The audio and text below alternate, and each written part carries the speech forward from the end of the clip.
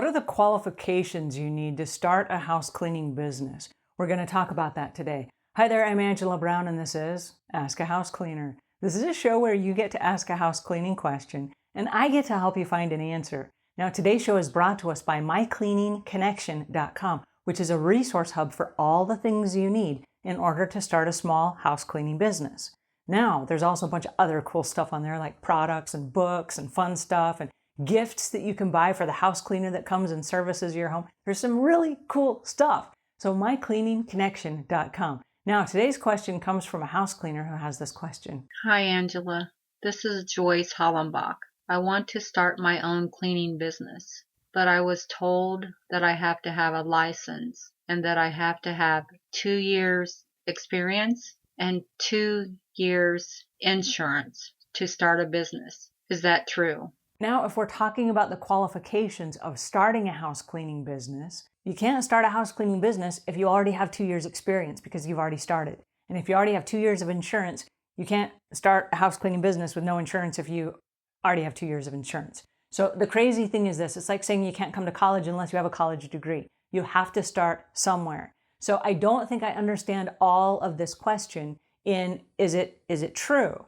My answer is no, it's not true, but it's true for whoever it is you're talking to. So my guess is that maybe you went to, let's say, a builder and you said, I would like to offer my services as a house cleaner, and they're saying these are our qualifications. Now, for that person, whoever it is you're talking to, yes, those are their qualifications. Those are not the qualifications for getting started in a house cleaning business because you don't start a house cleaning business with 2 years of house cleaning experience and 2 years of insurance and all these other things. You start by starting, right?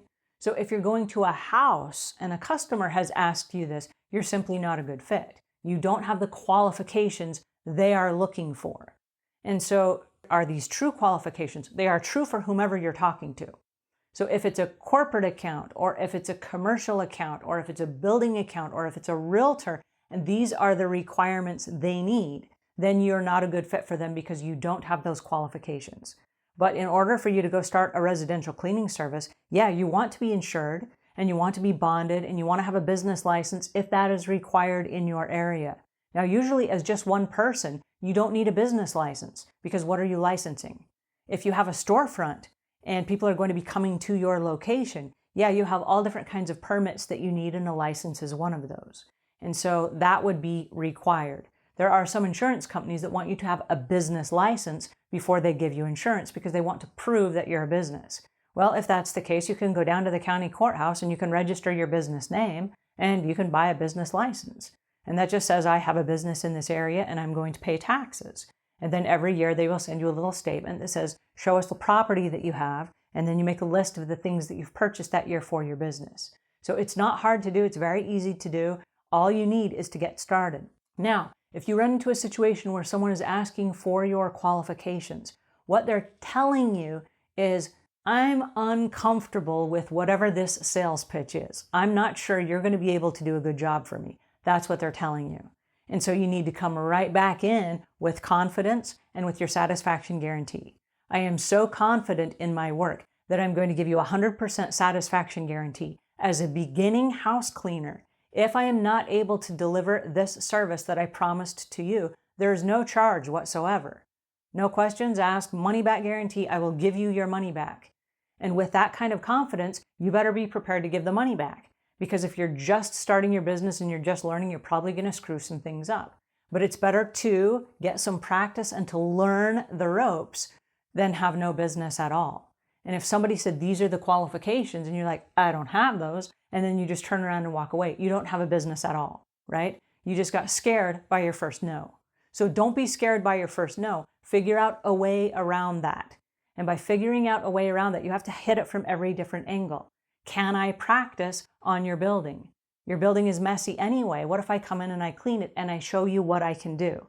At the end of my cleaning, if you're not satisfied, there's no charge. At the end of my cleaning, if you're absolutely delighted with what I've done, here's my fee. And so you come in from a different angle. You say, I don't have those qualifications. I don't have 2 years experience. I'm just starting. And I'm so dedicated to pay for the food for my family that I'm willing to do whatever it takes, even if it means I give your money back. Now, we've all been there. We're all small business owners. We've all started from somewhere. And so there's not a person on the planet that's going to look at you and say, I don't want you to feed your family, right? That's not going to happen. They're going to say, well, all right, I'll give you a chance. And if they absolutely have firm rules because they've had bad experiences, you got to come at that from a different angle. Hey, I understand you've probably had bad experiences in the past. So what I'm going to do is this. And then you come back in and you renegotiate the terms. But it comes down to your level of confidence, and it comes down to your level of skill. If you don't have the skills, don't overpromise.